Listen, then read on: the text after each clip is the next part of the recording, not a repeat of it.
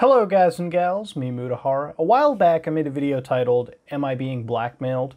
And while that video was hilarious to sort of sit down, record, and look into, I mean obviously it was just an email scam that people fell for, and we looked into it and there was definitely a lot of money being stolen out of it. This one is a little bit more serious because it can actually affect you pretty hard if you're not careful. Now this new hack that's been coming out is called porting or phone porting, and I'm going to sit here to discuss what's going on. So a couple days back when I was playing the launch of Call of Duty Mobile, yes, I'm very, very ashamed to admit it, but there is a video on that coming in the pipeline. I had gotten a call from myself on my cell phone. Now, immediately in my head, I wondered, how the fuck am I calling myself? Now, it had my entire number, my phone ID name being sent to me. It literally was me calling my own cell phone number. Now, immediately I didn't answer the call. I didn't even try to give a crap about it. I tried to look into the details of the call and see what was happening.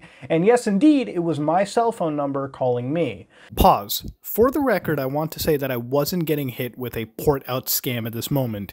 The only reason my number was calling or texting me was because of very common spoofing tactics that come in terms of text messages and cell phone calling. What was going to happen at this point was what you're going to hear in the following. People are going to fish for basic information that they could use against me when on support lines with my carrier. Now, I had to really look into this and say what was going on because it was the first time it's ever actually happened to me, but I've heard of this stuff before. Now, lately, for those of you who don't know, phone porting has become a big issue, and we're going to talk through exactly how this goes. So sit back, relax, let's talk about social hacking. Now, social hacking or social engineering is the art of lying to somebody to gain access to things that you shouldn't be able to gain access to.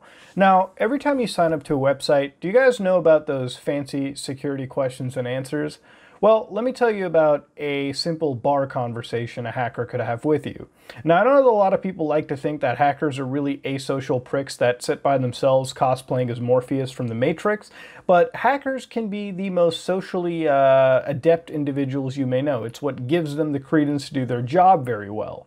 Now, when you're sitting in a bar, for instance, and I could be having a conversation with somebody, I'm going to run you through a couple of questions that I could ask. Things regarding what high school we went to. We could be having a simple conversation, and I could throw out the idea of the high school that I went to. I got to go to some high school reunion. I could start chatting you up and figure out where you went to for high school.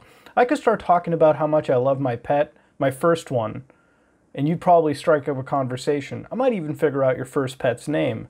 We might start talking about our first cars, and you might spill the beans on that. If you've been following very closely, you'll remember that these are questions that are commonly asked to you when you're signing up for a website, a financial institution, or whatever. Now, these questions, a lot of people in the world answer pretty truthfully, which there's no shame in that. But these questions are so painfully generic that anytime you strike them up in a conversation, these can be brought forward to you. If I ask you 5 or 6 questions like these, it'll be struck up as weird. But if we have a conversation for like half an hour, 40 minutes, an hour, and I pepper these soft questions in throughout, you'll probably end up giving this information away without really even thinking about it. And that's where the issue comes up, ladies and gentlemen. Now, the actual situation that I'm trying to get at over here is people dig these questions out and then they'll call up your cell phone company, and provided they have your security questions and answers that you've provided, they'll be able to dig up names, phone numbers, email addresses, prior work histories, things like that through social media that you've probably created, things like LinkedIn, Facebook, Twitter. We've all got 1 or 2 of these, and sometimes combining all of them together can give a lot about a person that they may not really think of. Combining all this information, you can go to your cell phone provider, which is not that hard to figure out, you know, if you have a cell phone number to begin with. And once you've got a cell phone provider, you contact their support line, you talk to them, you have some confidence in your voice, and you give them these questions back. And as long as you can prove to the security staff, not the security staff, the customer support staff, that you are in fact that person, then you'll be able to get access to this person's SIM card. And you can say that you've broken a SIM card or something. It's not like they have immediate access to see who has a SIM card active or when they made a last call. All you can say is my SIM card is broken, and they'll ship you a new SIM card. Maybe to your address, and the hacker will then intercept your mailbox and grab it out. I mean, it's a federal crime, but it's not like they care. They're already getting away with some kinds of fraud. Or they'll route it back to their new address or something of the so forth. Ladies and gentlemen, when you get somebody's SIM card, the SIM card, once it's been activated on a new phone and the old one's been invalidated, that allows the cell phone that these hackers possess to obtain things like your calls and your text messages. Now, your text messages are important because for most people, when they use things like two-factor authentication and think that they're completely safe, they'll link their two-factor authentication to their text service on their mobile device. And as soon as that happens, ladies and gentlemen, the biggest problem with it is if a hacker knows your email or your password combination and your security answers and questions, because if you're that honest with one site, you're probably honest with all of them, they'll be able to sign onto your account, get your two-factor authentication password, and be able to hack multitudes or multiple services that you have, whether they be social media, whether they be education, whether they be financial institutions. You understand. Ladies and gentlemen, this porting out phone hack is not exactly new, but it's become more prevalent over the years. Your cell phone is worth more than anything in your wallet. If I lost my wallet, yeah, I'd lose like 30 bucks. I'd lose my cards. I'd lose my driver's license, which is not that big of a deal. I could call up all these areas and get them reinstated and redelivered within like 15, 20 minutes. My cell phone, on the other hand, contains some very sensitive data that I do not want it to be hacked. It contains access to a lot of services that I use through two-factor authentication. It has access to my emails. You understand, it's much more valuable than anything my wallet could possess. And it's why you should take care of it. And what you should do after this video is definitely call up your cell phone provider and tell them under no circumstance should they ever provide you a new SIM card unless you go up to them and verify hardcore in person that this is in fact you. Because most cell phone providers won't contact you ahead of this, but this is something you should stay on top of. In a world like ours, where cybersecurity is the most important thing when it comes to the protection of your personal information and tons of other things in your life, you need to be on top of it. And that's why I'm making this video. I was given a call. I knew what was going on. I understood. But that's because I have a background in this. That's because I have a history. That's because I have knowledge in this. Had you called somebody that has no idea about cell phones or computers or whatever, and you struck up a conversation with them and you dug out their security questions and answers, they might have lost all of their data had this issue not been brought forward to them, had they not learned that this is a potential thing that could happen to them. Now, what can you do to mitigate this to an extent? Ladies and gentlemen, do not be so honest with your security questions and answers. You don't need to have them exactly like they say it on the website. Just because it says, what's your first pet, doesn't mean you actually have to tell them what your first pet is. No, there's no crime. Jesus isn't going to cry if you don't answer truthfully to your security questions and answers. In fact, I'll give you a pretty sweet pro tip. Use something that's incredibly fucking depraved.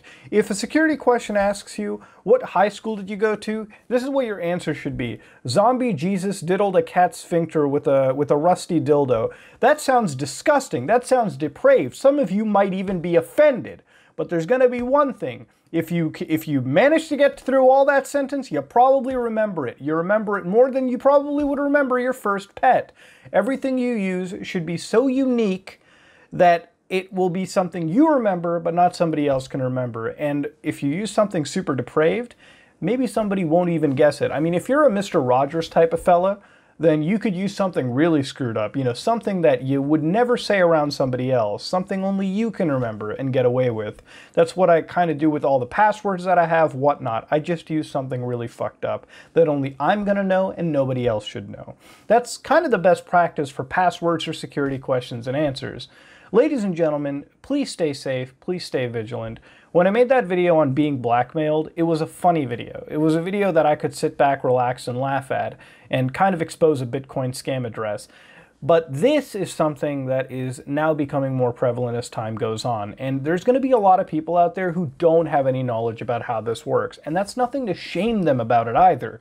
People are good at certain different aspects of life. Some people know more about something versus some other people. But this is something that needs to be spread.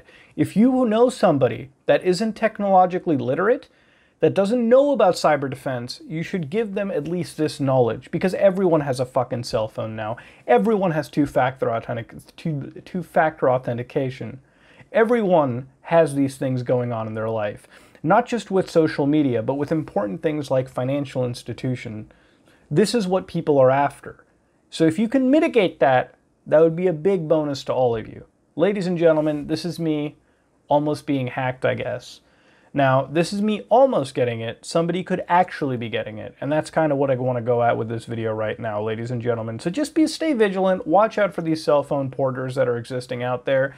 It's becoming sort of a dangerous world, but dangerous isn't really an excuse to be ignorant. As long as you know, as long as you're on top of these things, it's not really something to be worried about. So if you do get a call from yourself at some point, or if someone really starts fishing for general information that you would probably see on a security question or answers, then just be careful of that and make sure that, for best practice sake, go with what I told you. Use something only you'll know and nobody else will ever know. Something that's not even relevant. Something that's such a shock to you that you'll remember it for the rest of your days. Ladies and gentlemen, this has been the cell phone porting video. I was almost hacked, ladies and gentlemen, so I knew what was going on. But you got to pass this information along. That being said, if you like what you saw, please like, comment, and subscribe. Dislike if you dislike it. I am out. Let me know if you also want a Call of Duty mobile video too. I'm actually not even kidding about that. I just want to know your questions and answers on it, ladies and gentlemen. Let me know in the comment section below. Jesus.